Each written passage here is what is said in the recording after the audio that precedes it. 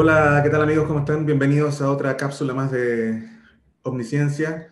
Esta vez vamos a hablar de Alzheimer, una enfermedad que tiene una dimensión social bastante importante, sobre todo recordando que la población, y específicamente la población chilena, cada vez que avanza en el tiempo va teniendo más adultos mayores, así que tenemos que estar muy atentos a una enfermedad que afectaría estimadamente a la mitad de los mayores de 85 años en algún momento. Así es que vamos a ver en el desarrollo de esta conversación que hay mucho ítem nuevo, muchas cosas nuevas, pero cosas que podemos manejar desde nuestra juventud. Y para eso vamos a conversar con una gran persona que nos da mucho orgullo tenerlo aquí en Omnisciencia. Es el doctor Nivaldo Inestrosa, que él es neurobiólogo y es director del Centro de Envejecimiento y Regeneración CARE de la Universidad Católica de Chile. Premio Nacional de Ciencias el 2008, ¿eh? Ojo, no es menor. Así es que le damos las gracias al doctor por aceptar nuestra proposición de entrevista. Y nada, los dejo ahora enganchados para ver esta agradable conversación. Comparta, agárrete y síganos en todas nuestras redes sociales. Sobre todo, visite nuestra página omnisciencia.cl. Estamos con el doctor Nivaldo Inestrosa. Hemos hecho una presentación, pero debo decir que es un honor para nosotros en Omnisciencia tener un premio nacional con nosotros. Así es que el doctor ha trabajado la mayoría de su carrera, entiendo, en temas de Alzheimer. Así es que nosotros tenemos una cantidad de información y de preguntas razonables a las cuales hacerle. Así es que me gustaría empezar, doctor, sobre en el fondo algo que es más general, pero que tiene que ver con el desarrollo de la enfermedad a nivel de estudios. Es decir, ¿qué se sabe hoy del Alzheimer que hace 10 o 15 años atrás quizás no sabíamos, entendiendo que hablamos de un panorama de demencia senil? Mira, la verdad es que de Alzheimer se sabía, desde 1906 se sabía que habían placas seniles y ovillos, Ujú. ¿ya? Y realmente no hubieron ningunos avances importantes hasta, yo diría, la década del 80. En la década del 80 se definió, se estableció que los ovillos eran fundamentalmente formados por una proteína que es la proteína tau, Ujú. y que las placas seniles estaban formadas por un péptido que se llamó el péptido beta amiloide. Y Perfecto. eso pasa ya entre a fines del 80 principios del 90. Así que yo diría que si vamos a ponernos estricto para contestar tu pregunta, yo te diría, de la década del 90 en adelante pasan cosas importantes, Ah, ¿ya? Eh, el 90, por ejemplo, efectivamente se descubre la primera mutación en, en la proteína precursora del amiloide que tiene que ver con el péptido beta amiloide. Eh, y, eso, y eso realmente fue un avance porque se pensaba que mucho del Alzheimer era genético o familiar. Se hablaba del Alzheimer familiar o genético. Y bueno, se descubrió una mutación en el 90, entonces se dijo, vamos a descubrir otra mutación y vamos a solucionar el problema, pero el resultado fue que hubieron varias mutaciones, pero la verdad es que el porcentaje de Alzheimer familiar o genético es muy, muy bajo, perfecto. es menos del 0,1%, Bajísimo. lo que complica mucho toda el entender un poco de dónde viene la enfermedad. Entiendo que en mayores de 85 casi la mitad podría llegar a tener Alzheimer en mayores de 85 a nivel nacional, entonces la prevalencia es bastante alta. A nivel, yo diría que a nivel mundial, este es un estudio en que se graficó demencia versus edad y se encontró más o menos que hay casi, no se distingue la demencia en individuos menores de 60. Y cuando tú vas entre 80 y 85, en un gráfico semi-logarítmico aquí, llegas más o menos al 50%. Bastante, Eh, bastante alta. Eso es interesante. Ahora, también es interesante, ahora que está tan de moda el género, Ujú, claro. es que la mayor parte de ese 50% son mujeres. Ujú, Los hombres también tienen Alzheimer, pero lo tienen antes y es una edad en que en general llegan pocos hombres en buenas condiciones, o vivos, digamos, ¿no? claro, por supuesto. Pero la cosa es más compleja porque hay unos efectos hormonales ahí que deberían de alguna manera marcar que la mujer tuviera más Alzheimer, pero no es así. O sea, Y eso habla de que efectivamente eh, hay factores en el hombre que lo predisponen a morirse antes, que no entonces, tienen que ver con el Alzheimer. sí, claro. Antes de seguir avanzando, quería un poco dejar en claro que no todas las demencias seniles son Alzheimer.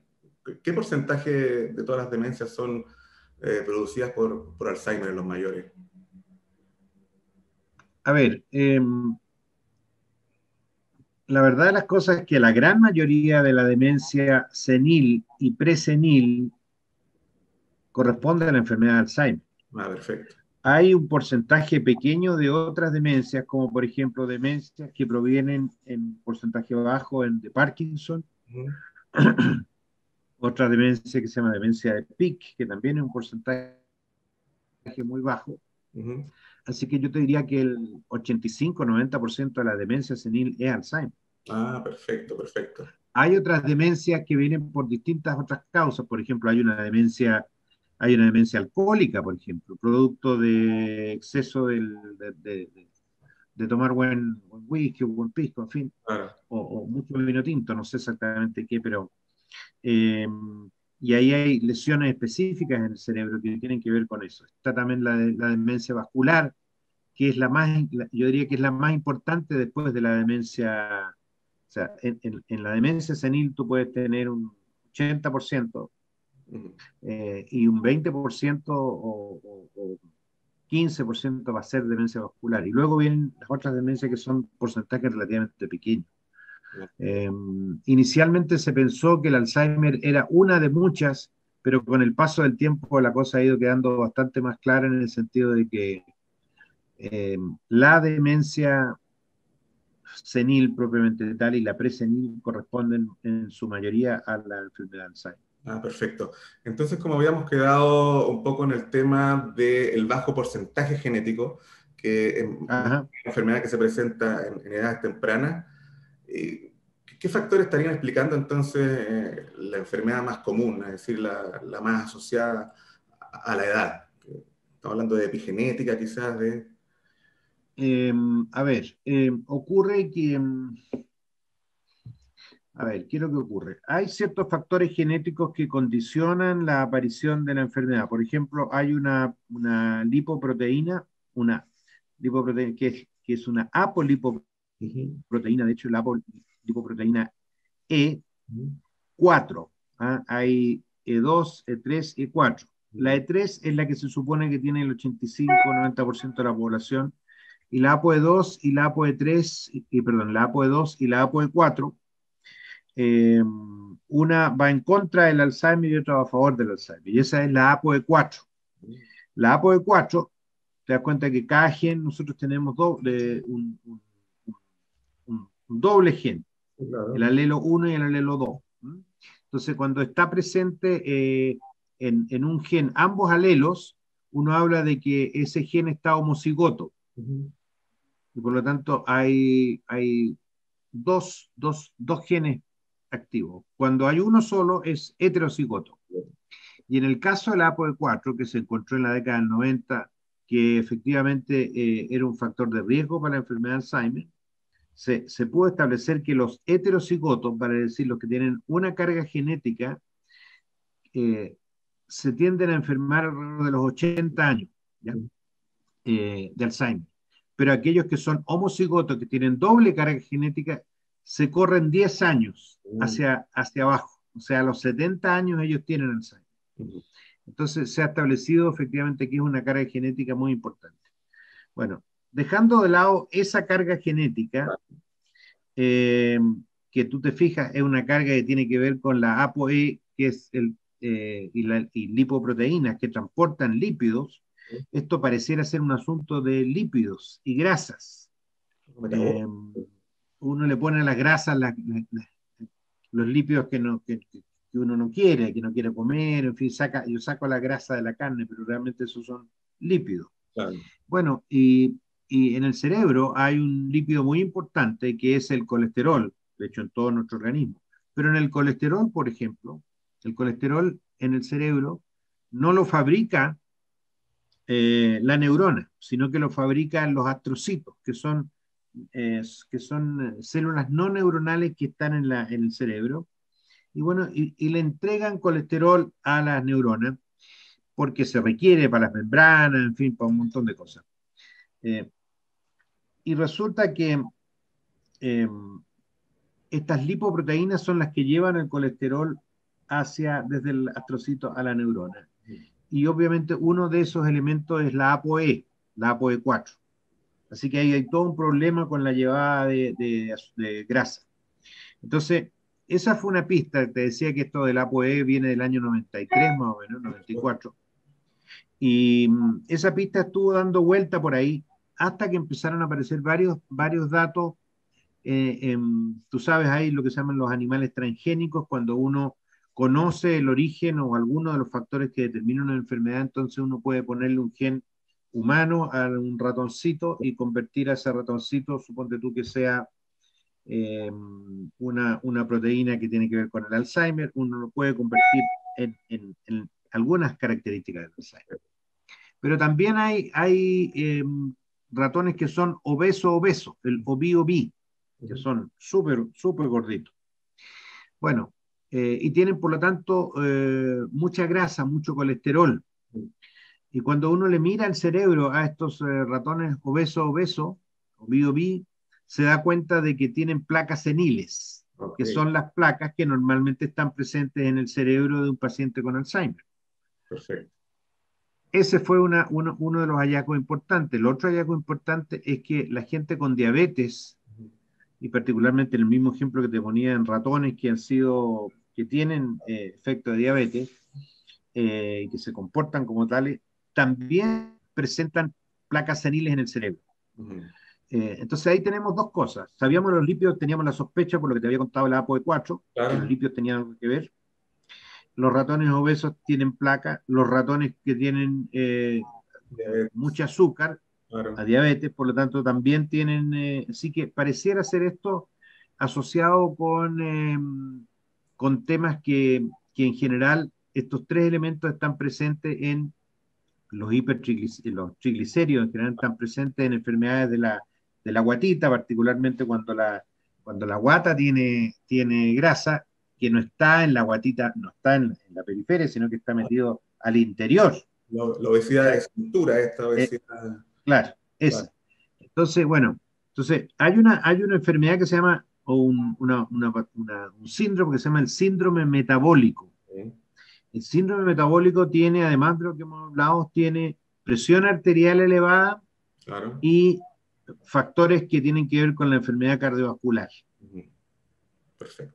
En los cuales también se repite, ¿no es cierto?, el nivel alto de colesterol y niveles altos de azúcar. Así que lo primero que se planteó fue que había una relación entre el síndrome metabólico y la aparición del Alzheimer. Y bueno, y efectivamente se da en general que la gente que tiene hipertensión, la gente que tiene diabetes, la gente que tiene exceso de triglicéridos, es la que tiene Alzheimer. Esto no significa que no puedas encontrarte por ahí algún súper flaco que también tenga Alzheimer. Claro. Pero esa es la excepción a la regla. En general, la gente bien nutrida es la que llega a tener Alzheimer. Ahora, hay gente diabética y tal, que son flacos, por ejemplo. Así que no, sí, ahí hay todo un punto. Bueno, curiosamente también, en el caso de las mujeres, ocurre que existe este fenómeno de la menopausia, que tú conoces, que es cuando se pierde el estrógeno, baja el estrógeno y la mujer deja de ser fértil y le pasan ciertas cosas. le aparecen unos bigotitos por acá, la mujer suda mucho y, en fin, engorda, tiende a engordar, en fin, aumenta. Bueno, eh, eso se ve aumentado también con el síndrome metabólico. Mm. En la mujer con síndrome metabólico y con niveles bajos de estrógeno está predispuesta a tener Alzheimer. Y de hecho, cuando uno eh, analiza Alzheimer, frecuencia de aparición de Alzheimer en hombre y mujer, tú te das cuenta que hay normalmente 1 a 1 hasta la menopausia. Y de Perfecto. ahí para arriba aumenta entre 2 a 3 veces en la mujer, Ujú. producto de el estrógeno, la caída de estrógeno. ¿Ya? Y de ahí viene todo el problema de la terapia hormonal, de reemplazo de los estrógenos, porque es malo para, en fin, pero también eso puede ser malo para otras cosas. Claro. De manera entonces de que, bueno, aquí está la explicación que te decía yo de por qué hay más mujeres ahí. Ujú. En ese Sin momento. embargo, estamos hablando de los 40 años y realmente el hombre tiene una vida, yo siempre a mis estudiantes les digo que es que los hombres trabajamos más, por eso nos morimos antes, pero no es la razón, ¿cachai? Porque la verdad es que hay más abuelitas, hay más tías, hay más mamás con Alzheimer que hombres.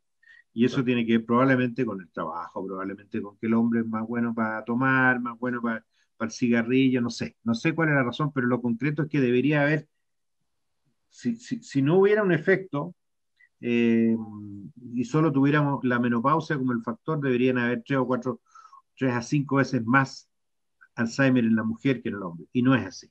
No, no es así. Entonces, Algo hace que se sí. equipare esta cosa en el tiempo. Así que yo te diría que por ahora, lo que sabemos en el caso de Alzheimer, cuáles serían los factores, está el síndrome metabólico Ahora, presente. teniendo en cuenta todo esto, quizás una manera un poco naif de verlo, pero a mí me da Ujú. la impresión de que si bien es una enfermedad que cuando ya está declarada cuesta controlarla, el nivel de fármacos todavía no sé si es el adecuado para curarla, pero me parece que se puede retrasar o inhibir si cambiamos nuestros hábitos desde jóvenes. Es decir, aquí en Desde jóvenes, de todas jóvenes maneras. antes, sí. Eso es lo que está haciendo, eso es lo que están sugiriendo los médicos que hacen, que son neurólogos y que ven pacientes, y le dicen, mira, antes de hablar de medicamentos, porque los medicamentos que hay de Alzheimer eh, no son muy buenos, ayudan a mejorar un poco la parte conductual. Eh, Podemos hablar de eso luego porque ahí hay una cosa interesante también, pero en general no son muy buenos los medicamentos. Ujú. Sin embargo, los neurólogos que saben, lo primero que le dicen al paciente puede darse cuenta, lo examinan, se da cuenta va camino al Alzheimer o ya tiene un Alzheimer, decirle, mire, yo le voy a hacer el mejor favor que le puedo hacer. Ujú. Usted hábleme de qué come. Y ahí tú te das cuenta que normalmente el hombre le gusta comer carne y come mucha carne, entonces olvídese de la carne roja, Ujú. coma pescado. Eh, Aprovechando que mencioné lo del pescado, te digo al tiro que los japoneses y los coreanos que comen efectivamente mucho pescado tienen bastante menos Alzheimer que lo que tiene la población occidental en general. Eh, no así los japoneses que se van a vivir a Estados Unidos, Claro. porque agarran las mañas de los gringos. Eh, Así que bueno, entonces, eh, en general, uno diría que se tiende a controlar la presión arterial también. Ujú. Eh, Antes no se controlaba, pero ahora hay mayor control de la presión arterial. Entonces, este médico le dice, mira, coma menos carne, hágale a la fruta, contrólese la presión arterial, y si tiene algún problema al corazón o en general de la circulación, ve, hágaselo ver. Ahora te das cuenta que eso depende de quién sea la persona y las posibilidades que tenga de hacerse un buen Sí, claro. tratamiento. Pero claramente, si esto parte, no te digo que parta a los 40 años, sino que parta antes, si parte esto a los 30, la opción de que la persona retrase la aparición de la enfermedad unos 10 años o más está presente. Y tú no necesitas más que 10 años, en algunos casos 5, Sí, claro. asumiendo que uno va a llegar hoy día va a llegar a los 70, fácilmente a los 80 tal vez. Ujú. 5 años más, 10 años más te cambia completamente la vida. Perfecto. Eh, Así que bueno, yo creo que esa es una parte de la razón. Ahora hablábamos de la mujer, tal vez a la mujer le gusta más la fruta, le gusta comer menos carne. Tú has visto eso que se Ujú. tiende a hacerle, se corre un poco de comer carne, Y los por lo asados. menos en mi familia. No sé si pasa en todas las familias, pero Sí, por supuesto. Entonces, estaba pensando que a pesar de los nuevos avances, está un poquito nebuloso el sistema interno del desarrollo de la enfermedad de Alzheimer. bueno, Eh, lo que pasa es que se saben muchas cosas. Se saben muchas cosas a partir de los elementos que están presentes en el Alzheimer, como son las placas seniles, el ah, péptido amiloide y la proteína tau y los ovillos. Se sabe mucho al respecto y ese mucho ha hecho que se generen nuevas terapias o nuevos remedios. ¿M? eso quería llegar, porque en el Entonces, fondo, como lo había mencionado usted, parece que el fármaco todavía no estaba no hay fármacos tan específicos, tan buenos, pero veo que a la larga se podría quizás llegar a una terapia si pudiéramos averiguar cuáles son las vías en que todos estos factores van incidiendo, qué sé yo, en la cascada amiloide. Me parece que... bueno, hay gente que no está tan de acuerdo que sea la cascada de amiloide el Ah, factor más importante. perfecto. Pero tú diste en el blanco, de acuerdo a lo que yo pienso, dijiste, bueno, ¿cuál sería la señalización que tiene que ver con esto? Bueno, están las placas, Ujú. está el amiloide, están los ovillos, está la proteína tau, pero nadie sabe mucho. Lo otro que se sabe es que primero aparecen las placas y luego aparecen los ovillos, Mm, ¿ya? Así que eso se sabe también. ya. Eh, por otro lado, lo que no se sabe, y por eso no hay un fármaco específico, pero tú te das cuenta que podría no existir ese fármaco específico también, es porque no sabemos exactamente cuál es la vía involucrada en que aparezca la enfermedad. Sabemos que cuando hay placas y hay ovillos, la sinapsis, la interacción entre las neuronas se empieza a ver perjudicada.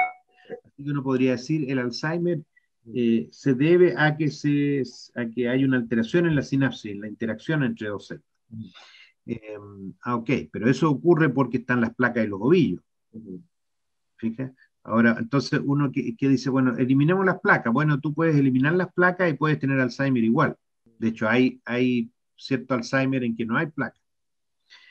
Respecto a las vías de señalización, se han buscado muchas vías y se ha encontrado que algunas vías tienen aparentemente un interés muy específico. Y nosotros en la década del 90 encontramos que una vía de señalización llamada la vía WNT, WNT, Sí. eh, tenía una relación muy interesante con el Alzheimer, porque cuando esta vía estaba disminuida, el Alzheimer se iba para arriba, Mm, ¿no?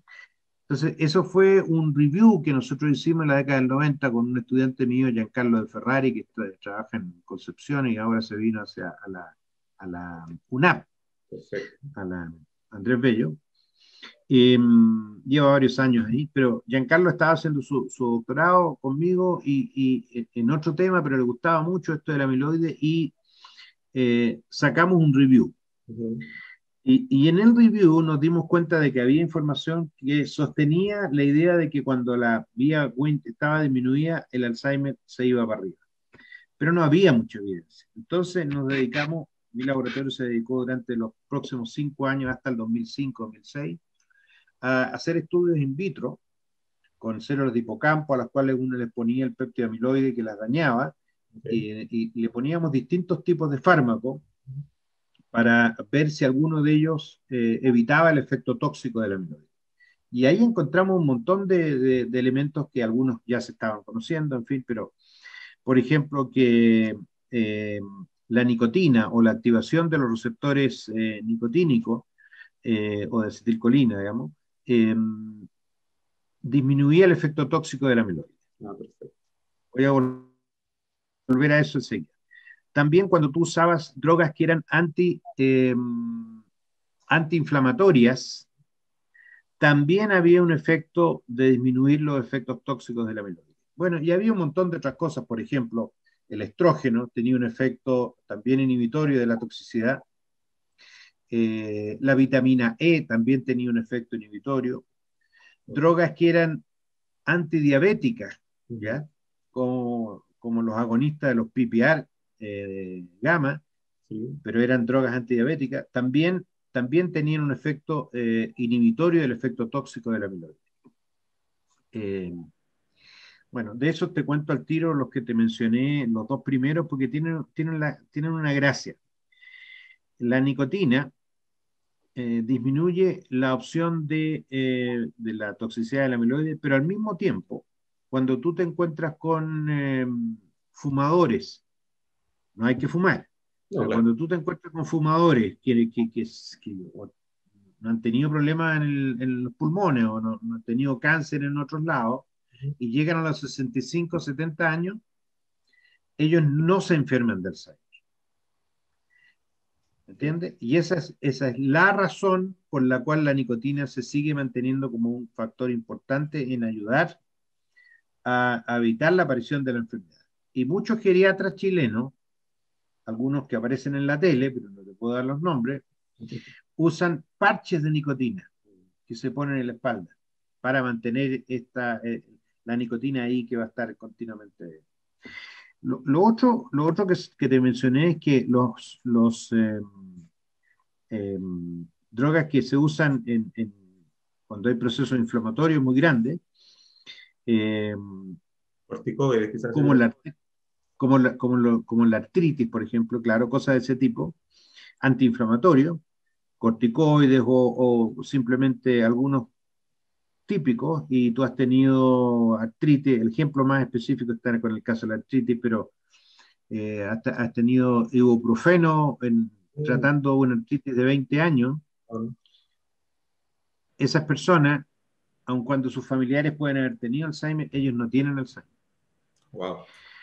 ¿Y a qué se debe eso? Bueno, eso se debe a otro aspecto que tiene que ver con la enfermedad de Alzheimer, y es el hecho de que cuando hay mucho péptido amiloide, este péptido amiloide hay unas otras células no neuronales, hablamos del astrocito que entrega el Claro.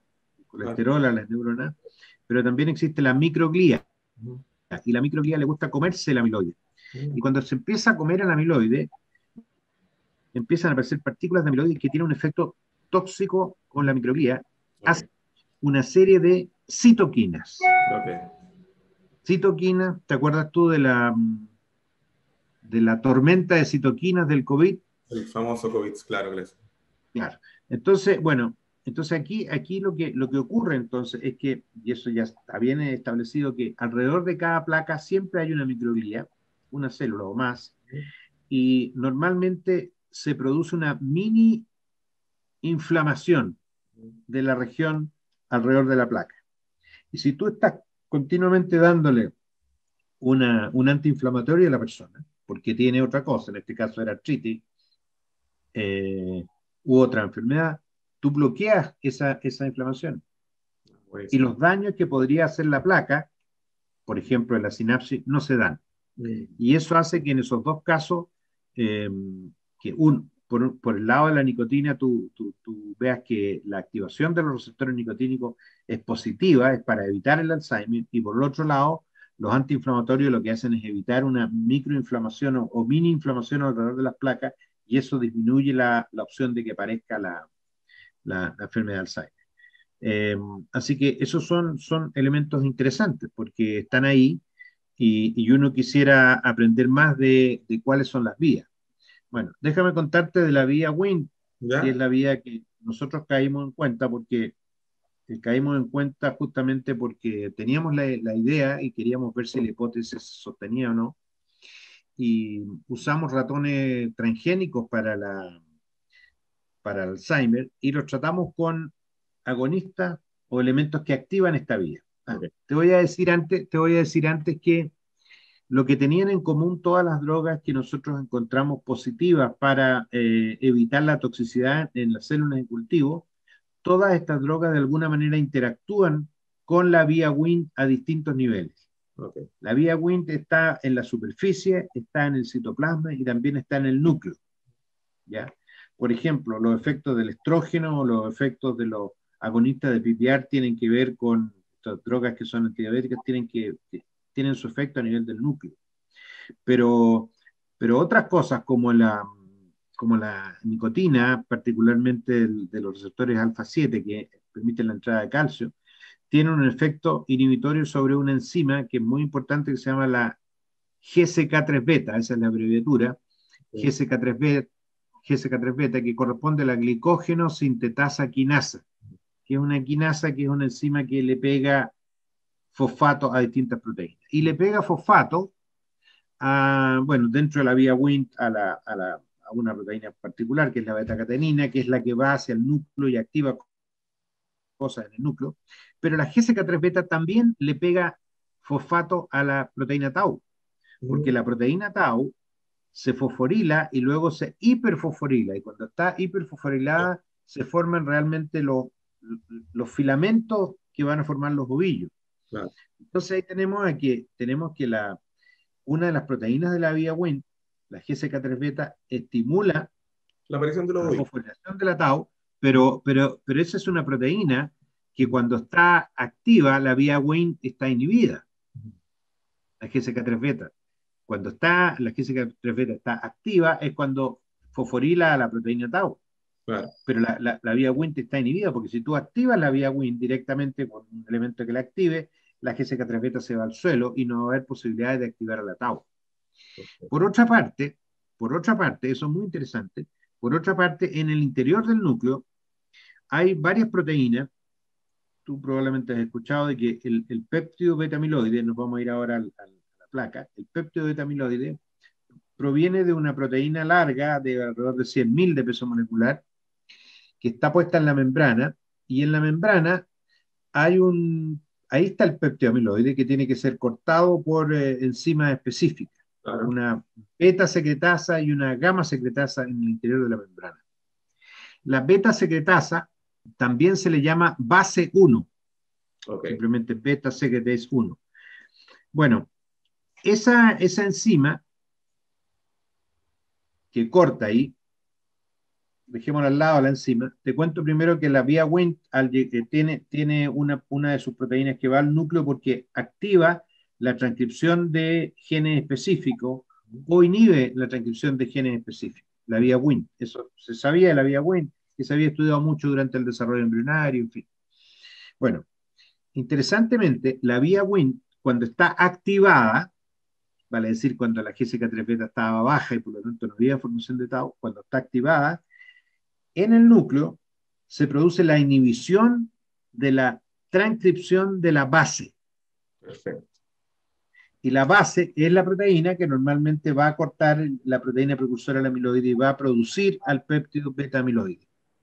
Entonces aquí tú tienes que la misma vía Wnt es capaz de distintos de controlar específicamente a los ovillos, a la tau por un lado y a la placa o al péptido amiloide por otro.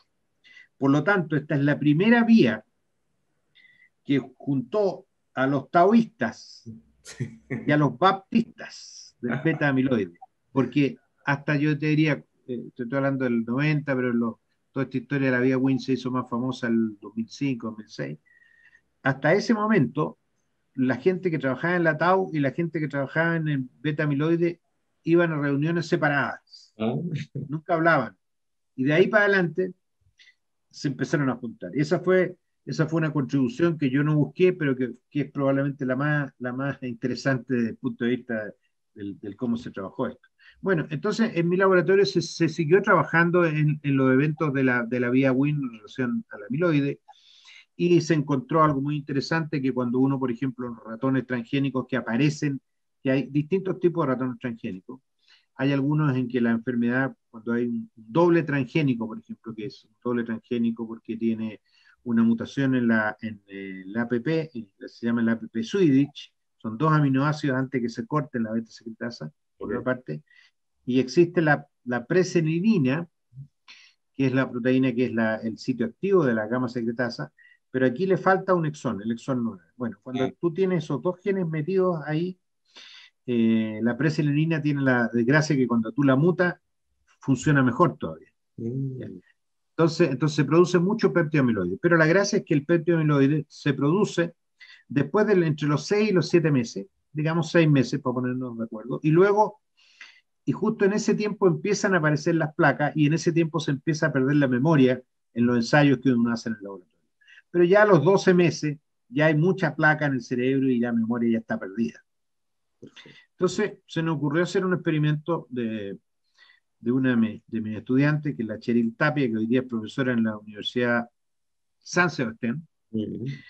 Eh, y ella estaba convencida que la vía Wnt explica todo lo del Alzheimer, cosa que ni yo estoy convencido, pero ella estaba convencida. Entonces Bueno, dijo, profe, bien. vamos a hacer unos estudios que van a convencerlo a usted y a todo el resto de que la vía Wnt es lo más importante. ¿Cuál es ese experimento? Vamos a tomar la vía Wnt y la vamos a inhibir a los 2 meses o a Okay. los 3 meses. Y yo le voy a mostrar, decía ella, que el Alzheimer que empieza a aparecer como a los 6 meses en estos transgénicos se va a adelantar. Ya. Y resultó que pasó. A Wow. los, a los te digo, no se corrió a los 2 o 3 meses, pero se corrió fácilmente a los 4 meses.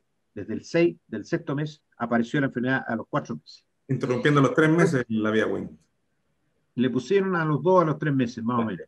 O sea, lo que se hizo fue ahí inhibir la vía Wnt. Y hay Claro. muchos inhibidores en distintas partes, cosa que estaba bien establecido, bien demostrado.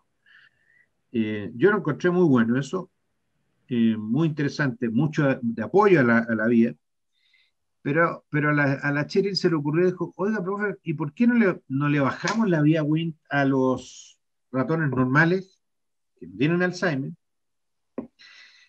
Eh, Porque me dijo, si eso resulta ya no hay nada más que decir.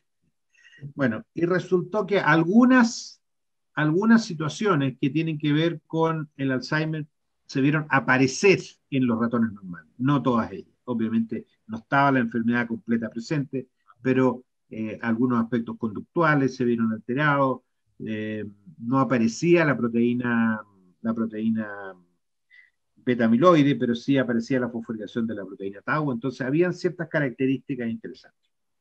Bueno, junto con eso, otra gente del laboratorio trabajaba en distintos aspectos, y uno de ellos, Pedro Cisterna, estaba muy interesado en estudiar el metabolismo del azúcar.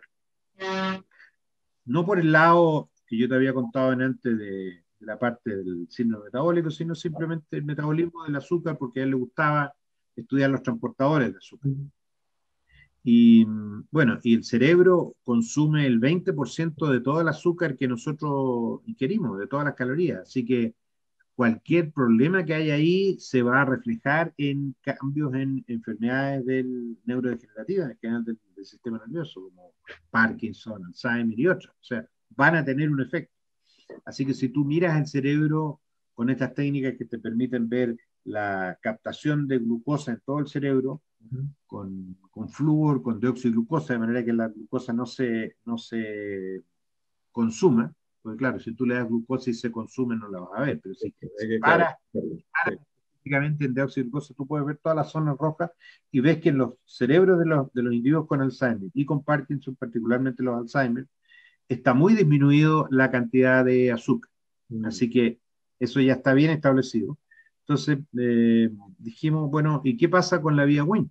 Si la vía Wnt, comillas, es el que ayuda a salvar al sistema, eh, ¿por qué no aumentamos ahora la vía Wnt en animales transgénicos que están con Alzheimer y veamos qué pasa? Y bueno, y ahí ya un poco ya tú, de alguna manera te lo dije, los animales transgénicos con Alzheimer que son tratados con activadores de la vía Wnt disminuye mucho y tienden a normalizarse. No te voy a decir que 100% porque no hemos hecho todos los análisis de las distintas cosas que se pueden alterar, pero eh, las placas siguen ahí, pero la memoria se recupera. Los ovillos siguen ahí, la memoria se tiende a recuperar. Así que eso es lo más importante. Y, y lo otro que quería mencionarte es que, bueno, habíamos visto antes que al activar la vía Wnt se aumenta la captación de glucosa. Entonces, una posibilidad era que el efecto pudiera explicarse no por la vía WIN, sino por la captación de glucosa. Y efectivamente parte de los datos de Pedro sugieren eso, porque nosotros inhibimos simultáneamente cuando activamos la vía WIN, inhibimos la captación de glucosa y no hay recuperación de los efectos del Alzheimer en general, ¿ok? Porque estamos inhibiendo la parte de la glucosa. Así que la glucosa pareciera ser un factor muy importante en mejorar, obviamente, la energía del sistema y ayudar a que el organismo funcione en buenas condiciones. Eh, Debería yo decirte también, porque hemos hablado de la vía Wnt, y hablamos de la tau, y hablamos del péptido amiloide, debería decirte también de que cuando tratamos de identificar en una línea más tecnológica drogas o productos naturales que tuvieran que ver con disminuir la toxicidad del amiloide Sí. o mejorar la parte conductual, nos encontramos con que distintos productos naturales eh, son capaces de mejorar la memoria, la parte cognitiva, Ujú. pero lo hacen por caminos diferentes. No, Uno tiene que ver con la tau y otro tiene que ver con el péptido amiloide. oh, Y eso lo que te dice es que uno puede llegar, todos los caminos llegan a Roma, lo que te está diciendo es que uno puede encontrarse distintas maneras de atacar la enfermedad. sí, claro. Y eso claramente va a evitar que podamos encontrar la cura del Alzheimer, porque cuando uno piensa en la cura está pensando en un efecto. Ujú. Uno va a tener que probablemente atacar el Alzheimer por distintos lados. ¿Ya? Quería darte ese concepto porque Sí. la gente siempre piensa en la cura y realmente pareciera que no hay una cura, sino que son muchas curas que van a ayudar a atacar esta enfermedad. No, es bastante multifactorial y estoy Sí. impresionado con los avances que se han hecho. Ujú. Bueno, es decir, o sea, la cascada meloide parece una cuestión prehistórica al lado de lo que estábamos conversando ahora. Son muchas vías que hay que investigar, hay muchos lugares donde Ujú. poder, target, donde apuntar todavía, y ni siquiera hablamos de biología molecular o técnicas más nuevas como el CRISPR. Así Ujú. que me imagino. Bueno, desde el punto de vista de la biología molecular se han encontrado muchos genes adicionales que pudieran ayudar, pero tú te das cuenta, Sí, la diabetes, por ejemplo, hay más de 60 genes involucrados y todavía no tenemos un tratamiento que sea top. O tal cual, tal cual. sea, Yo entonces, creo que bueno, la principal enseñanza entonces, y para ir resumiendo, es decir, por último, tenemos que dedicarnos a tener una mejor calidad de vida, nutrición, hablando un poquito de lo definitivamente, y estaba ahí el ejercicio que se me olvidó mencionarlo, porque el ejercicio obviamente ayuda a la parte cardiovascular, ayuda a tener menos peso, etcétera, que es perfecto. lo que nos cuesta más. Puede Sí, ser una dieta, pero el ejercicio ya nos cuesta más. sí, sí, hay Hay que algunos que ponerse a correr y, en fin. no tenemos tanto aprecio por eso. Doctor, finalmente una pregunta más general y tiene que ver con el peso social que tiene esta enfermedad, eh, Ajá. porque obviamente afecta a una persona en la casa, pero principalmente los 4 o 5 o 6 personas que viven en esa casa son también afectadas de cierta manera. Las políticas actuales hacia las personas de mayoría de edad en Chile están a la altura del manejo de esta enfermedad o nos falta mucho para avanzar como país en eso. O sea, se está haciendo una ley en este minuto que por casualidad yo me enteré porque me invitó la senadora Goich a una de las reuniones. Hay una ley sobre los adultos mayores y lo que llaman ellos el envejecimiento, yo diría un envejecimiento saludable, pero y ahí se está tratando por primera vez de hacer existe el Senama, Ujú. pero existe el Senama en Santiago. Entonces la idea es hacer un Senama en distintas zonas del país y tratar de ayudar más a los adultos mayores, ya sea por la movilización, pues tú has escuchado el asunto de los que para que les cobren menos, o que no paguen las pensiones, que están pésimas, las pensiones de los adultos mayores deberían ser desde la mínima pensión, desde la mínimo, el salario mínimo debería ser de ahí para arriba para los adultos mayores que no tienen, gastan toda la pobre jubilación que reciben, se la gastan no alcanzan a comprar todos sus remedios. O sea. Entonces, esta ley que tiene poco de salud. Yo la vez que estuve ahí conversando, les dije que sería bueno que fuera, más bien, hubiera algo de salud también. También sería. Claro, y sobre todo que como yo tengo la conciencia del síndrome metabólico, también le decía, bueno, que no les den mucho embutido, que no les den carne, denle en verdura, Más en fin, pescado. cosas de ese tipo. Tampoco nadie chequea eso porque no sabe, no tienen información. Ujú. Eh, Así que, ahora, ocurre que en las casas en general uno tiende a saber mucho o a conocer al cuidador. Y el cuidador Pero claro, cuando la persona enferma es pariente de uno, uno tiende a estar ahí y entra en la mala onda de la enfermedad, ¿cachai? Sí, Y es muy complicado y es en el fondo una enfermedad que termina enfermando al cuidador. Casi todos los cuidadores terminan depresivos. sí. Eh, y también a la familia, y eso es algo que hay que tratar de subsanarlo. Ahora en Inglaterra, por ejemplo, existen los hogares diurnos, que en Chile en general no han dado mucho resultado, pero allá funcionan bien, en los cuales tú vas a dejar a la persona que está con Alzheimer a este lugar diurno, y hay gente que lo cuida y lo mantiene, lo entretiene, en fin, y después en la tarde lo va a buscar y lo va a llevar a la casa. Y eso anda bastante bien, y tú no tienes que dejar a la persona en un lugar en que tú no sabes cómo va a estar la alimentación, Claro. una alimentación es allá, cómo va a estar el tratamiento, los remedios, etcétera. Tú tienes una mayor relación efectiva con la persona. Eh, Sí, bueno. Así que eso yo creo que es una buena idea que por algún motivo no ha pescado aquí. En fin.